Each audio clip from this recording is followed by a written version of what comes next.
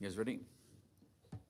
Okay, I'll call the order of the Truckee River Flood Management Authority meeting for March 13th, 2020 to order. With a roll call, please. Chair Smith. Here. Von Hartung. Present. Donald Abbott. Here. Naomi Dorr. Here. Hillary Sheevy. Here. And Jean Herman. Here. You have a quorum.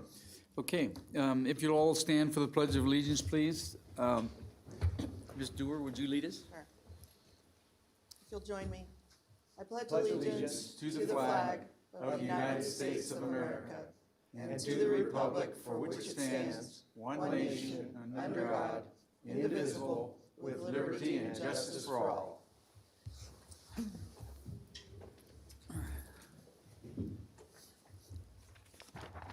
Okay, I'm going to open up the public comment period. Anybody in the audience wishing to speak at this time? Seeing none, we'll bring it back to the authority. Move on to C, approval of the agenda. So moved. Second. We have a motion and a second. Any further discussion? Seeing none, all in favor say aye. Aye. Aye. Opposed? Passes unanimously. 1D is approval of the draft minutes of the February 14th, 2020 Board of Directors meeting. So moved. Okay, we have a motion. Looking for a second? Second. We have a motion and a second. Any further discussion? Seeing none, all in favor say aye. Aye. Opposed? Passes unanimously. Okay, E, 1E is announcements and clippings. George? Yeah, thank you, Mr. Chairman. We have a few clippings. One of them is about the homeless issue. And just to let you know, as an announcement, we have received a letter from the county regarding our property and having too much trash on our property. And the homeless population on our property is growing. So do we have a plan to clean it up, or what's going on? Yes, we've already taken out 3 dumpsters full, and we are working with the city to try to get them to work on the encampments, because we are not trying to do anything with the encampments because of various restrictions on that. Okay. Any questions or comments? Okay, we'll move on to number 2. Discussion and possible action to approve TURFMA Resolution Number 2020-12, adopting the 2020 Regional Multi-Hazard Mitigation Plan. That would be Danielle. Okay. All right. Thank you, Mr. Chair and Board of Directors. So this resolution is to adopt the Regional Multi-Hazard Mitigation Plan. This is something that our agency has worked on over the past year with a host of other agencies. You're probably familiar with it in your member jurisdictions. And it's something that has identified various hazards and our community's vulnerability, and then identified ways to mitigate those hazards and to be prepared for future emergencies. So we always play an important role in this as the flood management agency. And what the emergency managers, Aaron Keniston in particular, and the folks who actually wrote the plan are asking is for our agency to adopt this plan so that it can be sort of certified and ratified and made official by all the participants. And so that's what the resolution is today.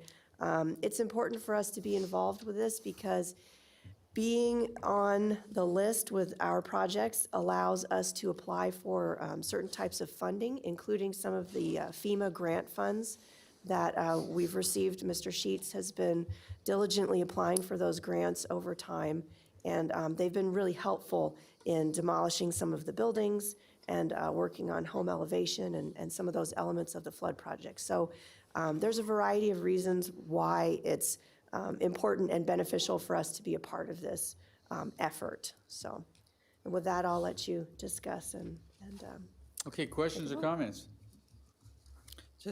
I guess I would just add that I've seen it work very well, and I think it's a good plan that's been updated, so thank you. great. Okay, any other questions or comments? Okay, looking for a motion to approve the resolution adopting the 2020 Regional Multi-Hazard Mitigation Plan. Second. Okay, we have a motion and a second. Is there any further discussion? Seeing none, all in favor say aye. Aye. Aye. Opposed? Passes unanimously. Thank you. Thank you.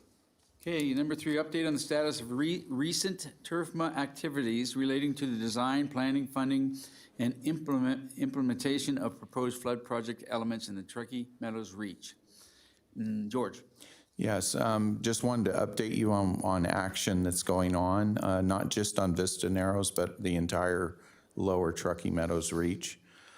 We have had a meeting with U.S. Fish and Wildlife Service this week regarding permitting and had a very good discussion. We're still in discussions with the tribe. We sent letters, you were copied on them, to both the tribe and Story County regarding permitting. And at this point, we're ready to actually put our application in next week for Vista Narrows. And that application includes both local and cumulative effects analysis, so it will be helpful for the rest of the project as well. We are also talking to adjacent landowners or stakeholders along the river about, kind of what they want in terms of flood control and what we can do. We have a lot more flexibility now that we're not working directly with the Corps in terms of what kind of things we can do. And those talks have been going very well as well. So that's kind of the status right now on that. Okay, questions or comments? Just, I guess, what do you think we can expect for the permitting timeframe? Well, it will go in, and it really, honestly, it depends on the downstream stakeholders. If they do not oppose this plan, it could go quite rapidly. If they're kind of concerned, and then we're going back and forth, that could slow it down a little, which is, you can almost expect some of that. Yeah, but And I mean, then just roughly. I would say we're still shooting to get this into a place where we think the permit will go through by the end of the year. That would allow us to go into full design. Okay. So that's our goal there. And so December 2020 is what you're thinking when you say end of Yes, year? yeah, yep. And then we would want to have a serious indication that we're in good shape and by December 2020. Okay. To be able to go into final design and then try to get that going in the fall of 2021. Okay, thanks. Okay, any other questions or comments? Okay, looking for a motion to accept the report. So moved. Second. We have a motion and a second. Any further discussion? Seeing none, all in favor say aye. Aye. Mayor? I'm here. Is that, did you vote aye? Yes. Okay, passes unanimously. Thank you. Okay, number 4, discussion and possible action to approve the Truckee River Flood Protection Financial Assistance Program grant commitments and agreements for the elevation of homes. Eric?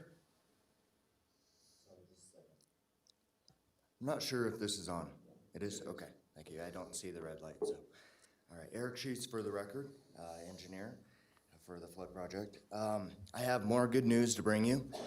As I mentioned last month, we do have a home that is being elevated, 6335 Pebble Beach, as you can see on the screen there. These are the same first 4 pictures that I showed you last month, but in case somebody didn't see them, I brought them again. And then I added 4 more pictures then.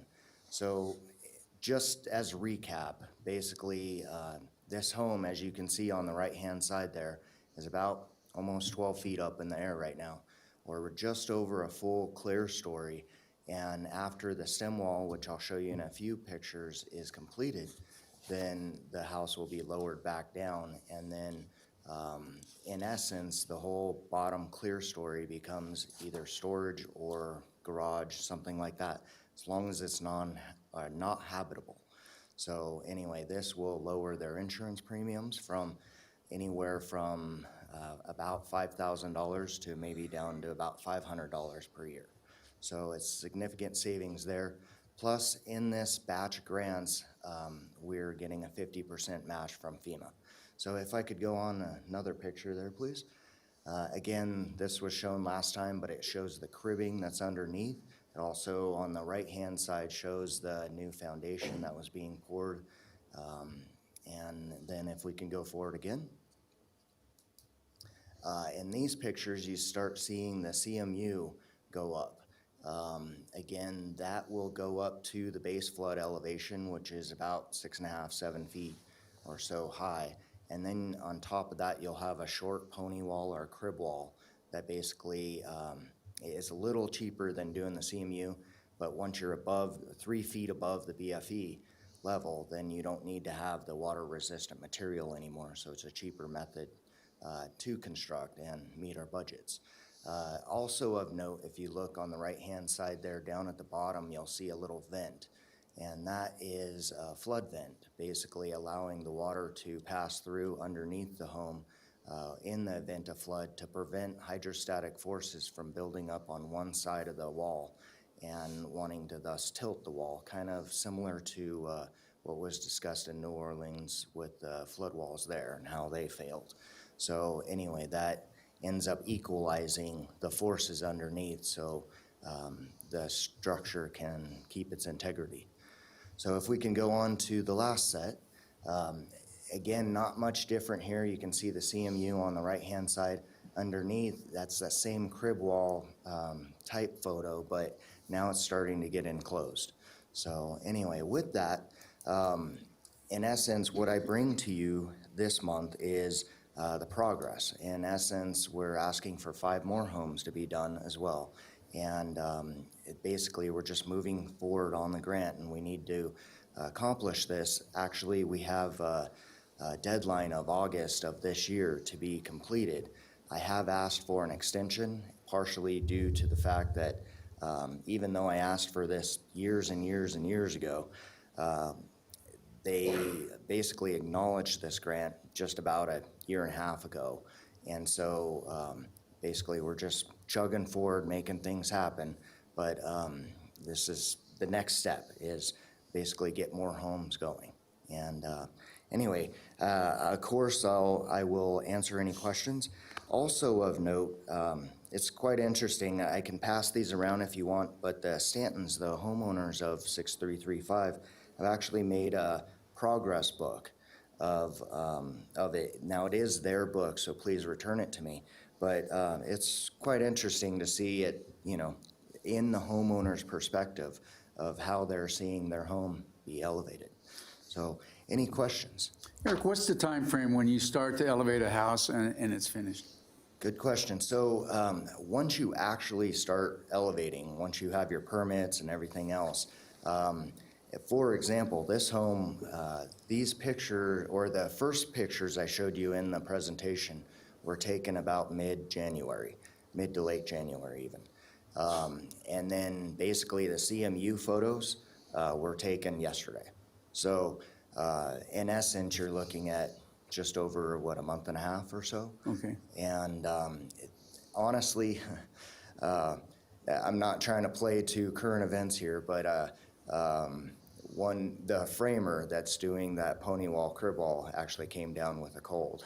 And so the last couple of days he stalled on that. Otherwise, it should have been done today, to the point where they were expecting to try to lower the house back down today. But looks like that will be next week. So you mentioned August to be completed or under construction on the other 5?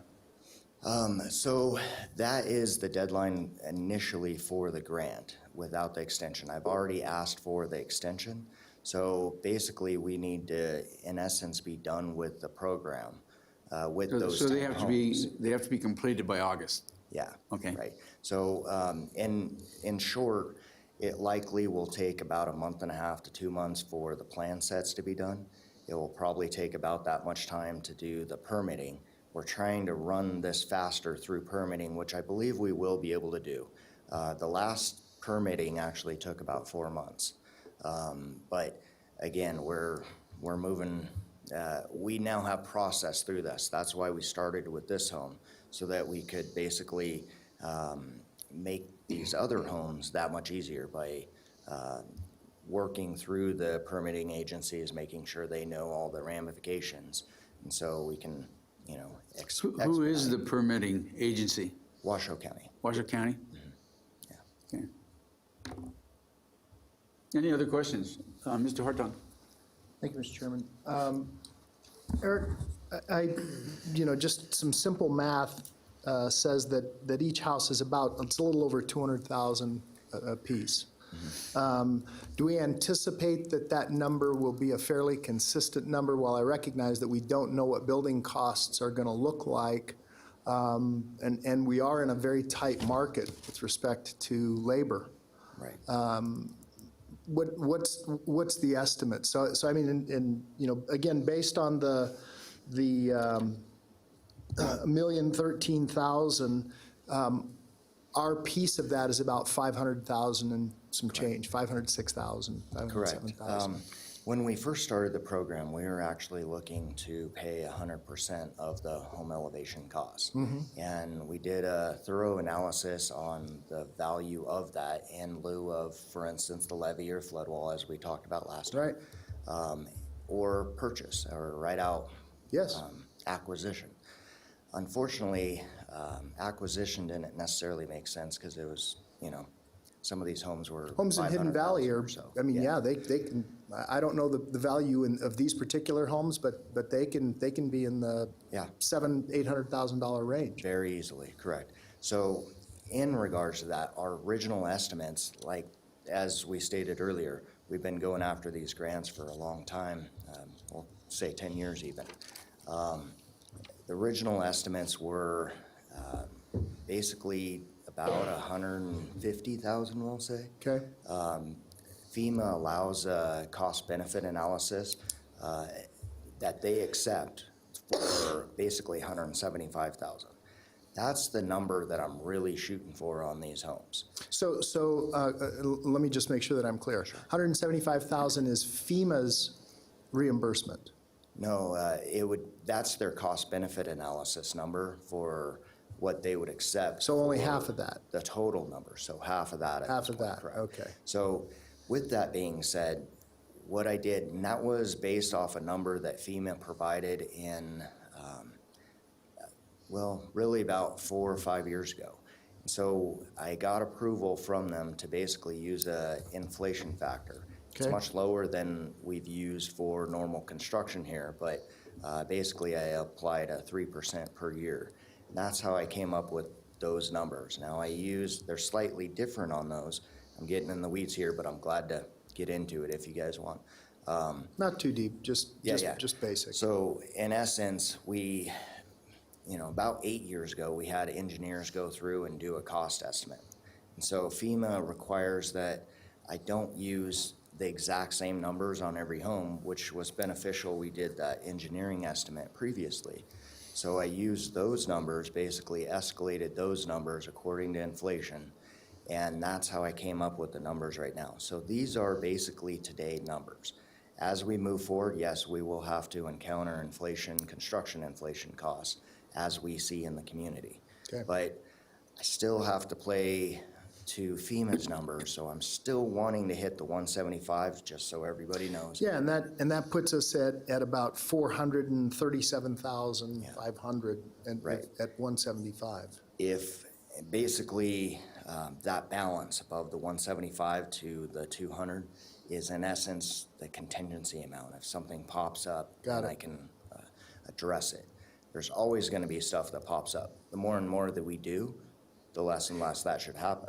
But every house is still going to be different. Exactly. I mean, even though it's a house, there's still not a lot of consistency from one house to another. Exactly. And so that's why I believe this is the proper number to ask for approval on. And in the same manner, these are these folks' homes. We don't want to, have to mess around and get to a spot where I have to come back to you guys and say, hey, we're in a tight spot here. I want to manage this project as efficiently as I can. One more question, if I may, Mr. Chairman. Sure. Have we found that there are any issues in terms of the soils out there being expansive? We do have a previous geotechnical study when we were looking at the levee, and I've provided that information to the engineers that the homeowners select when they ask for it. But for the most part, because the homes have already been there, and they've been there for, in some cases, 50 years, they've already seen the settlement that should occur in those areas. And so by buttressing up the foundations, I don't expect to see anything. Again, their engineers are going to be responsible and liable for that as they stamp the plans, but that information is provided. I'm not expecting to see much, though. Okay, so we haven't had to do any engineered footings or any of that? The stamped plans by the engineers that the homeowners select, it is their responsibility to confirm that that is acceptable. Again, my professional opinion is I don't think it will be an issue. I think with prudent design and honestly, 2-story residential construction, you don't end up seeing nearly what you would see on a 5-story. Sure, of course. And so I don't expect much. The biggest issue that I see happening in this is, let's say one of those homes has been around for 50 years. It already likely would have seen settlement. They probably would have seen some cracks in their drywall in various spots. They probably already fixed those.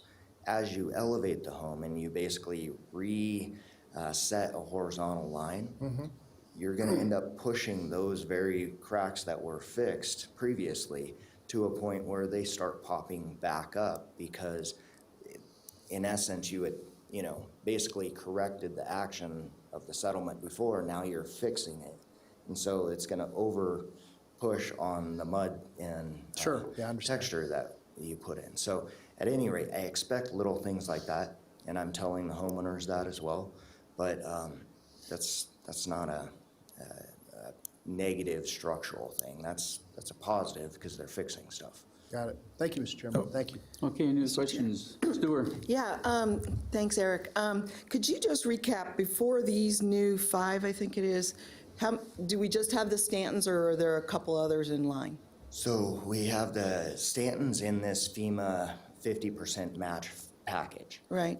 We did a few years ago do Right. another home that they were willing to take on the tax consequences. And as we talked about last time, basically with the FEMA grant, we've been told by FEMA that basically that amount and the match is not taxable. So that's why this is kind of a whole new set, and these are making sure that we follow all the FEMA standards. Right. So this would bring the total to 7, if these 5, the one that was already done, and then the Stantons. And then I just wanted to make sure I'm clear based on Mr. Hartong's questioning. So is the total cost $400,000, or is the total cost this $200,000, and we take in the grant, and the grant? Right. So the total cost is about $200,000, we'll say. Okay. And of that, our liability, if you will, would be half of that, about $100,000. 100. Yeah.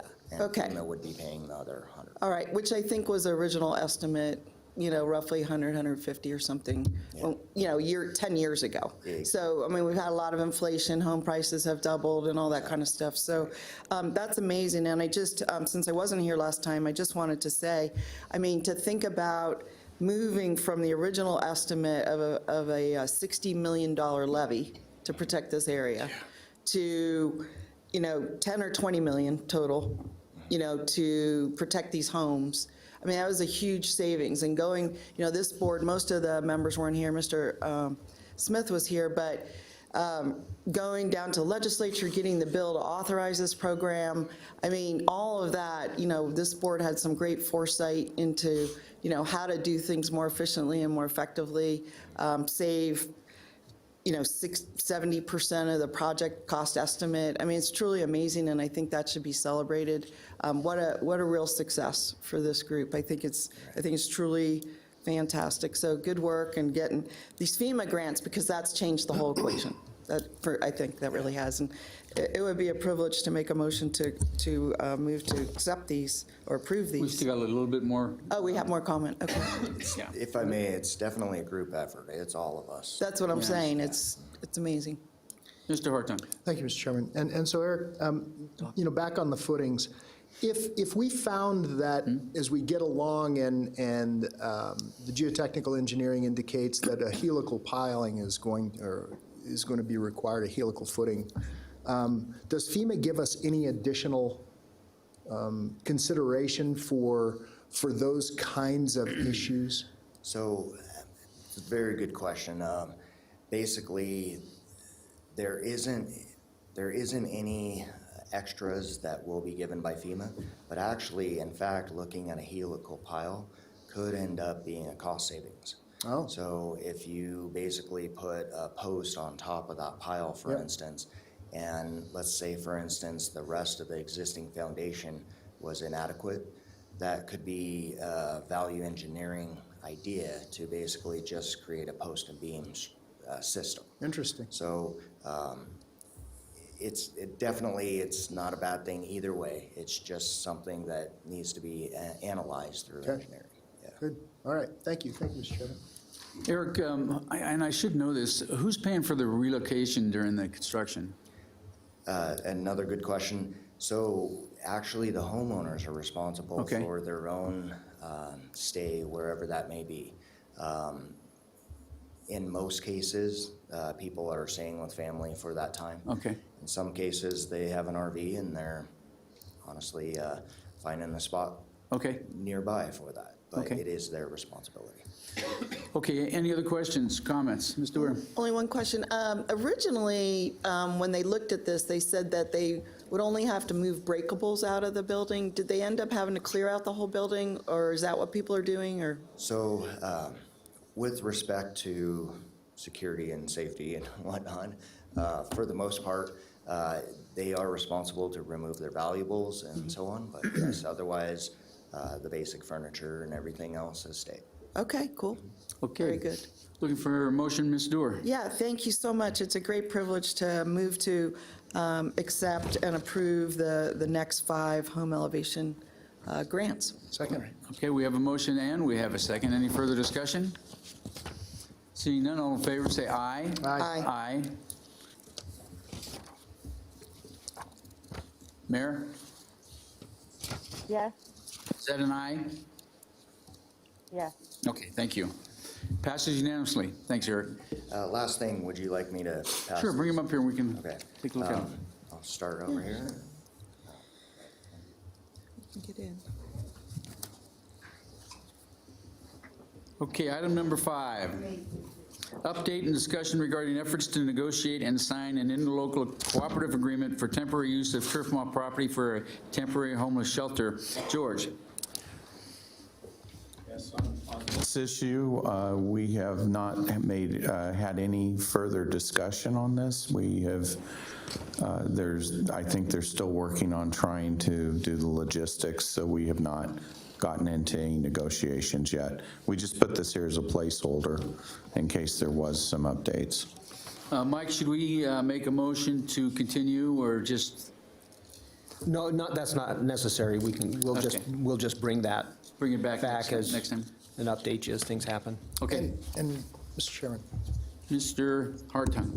and I will tell you that staff is diligently working on this. We're trying to figure out, again, as Mr. Robeson has indicated, so there's some logistics that need to be dealt with, but we are trying to move forward. Okay. Good news. Number 6, working group monthly report and possible action to provide direction to staff. Danielle? Yes, thank you so much. You have the report before you, as usual, and I'm happy to answer any questions that you might have today. Okay, is there any questions or comments for the working group report? I have a question. Ms. Stewart? Yeah, thank you. I heard offline, maybe from someone who had been at the working group meeting, that it was reported at the working group that at this point, and this is why I'm asking to clarify, at this point, FEMA's working on their new study, right, their new model for the floodplain. And I heard that the early results were coming in that maybe the floodplain wasn't a foot off or a foot and a half off, but in some areas as much as 2 feet off. Could you comment on that? I would prefer to defer that to George Robeson. He's been managing Okay. that contract and has all the information. Yeah, I mean, I can go read the minutes, but I just thought it would be helpful to. Yeah, if you want to get into that, we could actually have an offline meeting, but just for the short form, down in the lower pool there, it's about 1.5 feet. Okay, If you understand where that is, that's down the UNR Farms area. Okay. And then up towards Miraloma in that area. Or not, also- Pembroke, I mean. also a foot and a half, or? Yeah, in that lower pool area. Okay, so it is what we thought years ago is coming to bear, is what Yeah, you're saying? it's, I don't think it's 2 feet, but it is Okay. 1.5 feet. All right, yes. well, several different people came back from the working group and mentioned that to me, so I wanted to clarify it at the. That is true, though. That's, yeah, maybe they were exaggerating, but it is about 1.5 feet. Okay, all right, thank you so much. And just to clarify, that is a standing item on our recent meetings, since that work has sort of been initiated and cranked up. And so we'll continue to have that as an item, and maybe we can clarify some of this for working group Well, it members at might be future good, meetings. it might be good just to give us an occasional progress report here at this meeting, so we're not relying, just we to could get do an understanding of where they are in the project would be Yeah. helpful. I'll ask for that in a future agenda item, maybe. Okay, Yeah, just to clarify, we are planning on doing an update every other meeting, so. Oh, okay. Yeah. Okay, so maybe next meeting. All right, thank you. okay, so we're on number 6. Looking for a motion to accept the report. Move to accept. We have a motion and a second. Any further discussion? See none. All in favor say aye. Aye. Mayor? Yes. Okay. Passes unanimously. We'll move on to number 7, the Technical Advisory Committee, the TAC, monthly report and discussion. Danielle? Yes, thank you. So again, you do have the report in your board folder. I'm happy to answer any questions if I can. And the TAC chair, Joe Coudrier, was hoping to be here and had some comments prepared, but unfortunately, he's not able to make it, and I don't have those comments with me to pass them on to you, but I think he was just going to give a synopsis of the meeting and tell you the status, so. Okay, are there any questions or comments on the TAC report? Just a request. I think I would like to find out what they've been talking about. I mean, I can read these agenda items, but it would be really good to get they're our kind of technical brain trust that works with the flood project, and it would be good to kind of get an update. So going forward, is there a vice chair or something of the TAC? Maybe one or the other could try to be here and just give us an update. That'd be great. Okay, any other questions or comments? Yeah, quick comment. We have just worked on updating the roster for the TAC. And it's in transition, so we actually have a new chair and a new vice chair. And both of them I've talked with personally, and I think they're going to be a lot more involved. Okay. So I think that's going to help with that in the future. They'll probably be at these meetings in the Excellent. future. Excellent. Okay, any other questions or comments? Looking for a motion to accept the report. Second? We have a motion and a second. Any further discussion? Seeing none, please vote, or all in favor, say aye. Aye. Aye. Mayor? Yes. Okay, passes unanimously. Moving on to number 8, financial items, discussion of possible action to approve a second amendment to the agreement for professional and environmental consulting services between TURFMA and Red Horse Corporation. Who's doing this? It's me again. Oh, okay, Danielle. Thank you very much. So we have been working on this contract. The environmental team is partnered up with the engineering and design team, and we are asking for a no-cost time extension of this contract just to allow for some additional time to kick off the permitting process with submittals of documents and allow a little bit of extra time for coordination with the the engineering team. If the resource agencies have some initial questions about the application package, we can kind of get those questions answered and get them some more information if they need it. So we're just trying to make sure we have a little bit of extra time to allow for that. And so that is what we're asking for today. There's no increase in cost proposed, no change to the budget or the scope. So you're just looking for a motion to ask for the extension? Yes, please. Okay, any comments or questions? Okay, looking for a motion. We have a motion and a second. Any further discussion? Seeing none, all in favor say aye. Aye. Mayor? Yep. Okay. Passes unanimously. Moving on to 8B, monthly report on the authority's financial status and related financial activities. Welcome. Good morning, everybody. Deborah Crowley, for the record, Turfma. In front of you, you should have the current January 31st, 2020 financial position.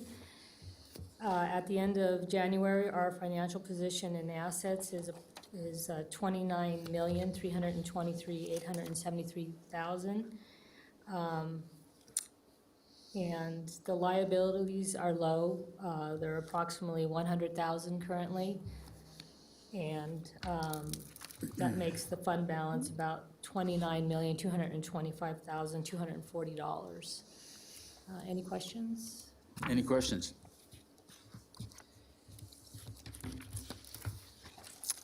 I don't see any questions. Is that your first, is that B? Yes. Okay, so you're done with B now? We'll, Yes.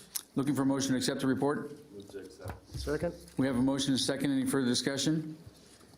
Seeing none, all in favor say aye. Aye. The second item. Hang on one second, Mayor. Yep. Thank you. Okay, move on to C. Go ahead, Deborah. Okay. Again, the report is the outstanding encumbrances as the end of January. The total encumbrances are approximately $4 million. That is a reduction of about $2 million, mainly because of the cancellation of the core projects. Any questions? Questions or comments for Deborah? Yeah, I have one Ms. question. Stewart? So, I don't know if this was for this section or the one you just passed, but how much where are we on the bond payment for the public safety and EOC? Were those paid off, or how much longer do we have? I'm not sure how much longer we have, but we are currently paying those on a monthly basis. Right, I just wondered if we were sort of coming to the end, that, you know. I'd have to get back to you on that. Okay. I know it's, there's several more payments. I would guess at approximately at least another year, but I can Okay. confirm that next meeting. Okay, well, that could be an exciting moment. That would free up some cash once we get those paid off. I think it's $1.6 million or $1 million, I'm sorry, excuse me, you go ahead. 200,000 approximately every month. Right, so, and on an annual basis, I think it's like 1.5 million or 1.2. something. Yeah, so that could really help us, you know, even if we wanted to do more flood elevation projects, or, you know, get another grant, or, because there are a bunch more homes that could potentially be elevated. I think another 10 are probably in the offing, but, or other things, you know, that we're interested in doing. So I think that's something that, if it would be helpful if you reported on that next time. Sure. That would be helpful. Thank you. Okay, any other questions or comments? Looking for a motion to accept the report? Move to accept. Second? We have a motion and a second. Any further discussion? Seeing none, all in favor say aye. Aye. Aye. Thank you. Mayor? Aye. Thank you. Passes unanimously. Okay, we'll move on to board member comments, requests, and future agenda items. Ms. Yeah. Dewar? Yeah, I'm going to just reiterate that I'd like to have, you know, along with the TAC report, somebody to come and tell us about what they're thinking, because I really value their advice from the 3 jurisdictions. I'd love to hear that. And I'd also, as I mentioned earlier, like to get, if you're going to do a every other month update on the FEMA flood elevation, or excuse me, flood elevation, I don't know what else to call it, project. Yeah, PMR is What do you call it? the physical map The revision. physical map revision. It would be good. I'd rather hear it from you than somebody in the community. That would be really helpful. Thank you. Okay, any other comments from board members? Seeing none, I'll open up the public comment. Anybody in the public or in the audience wishing to speak at this time? Seeing none, we'll bring it back to the authority, and without objection, we are adjourned.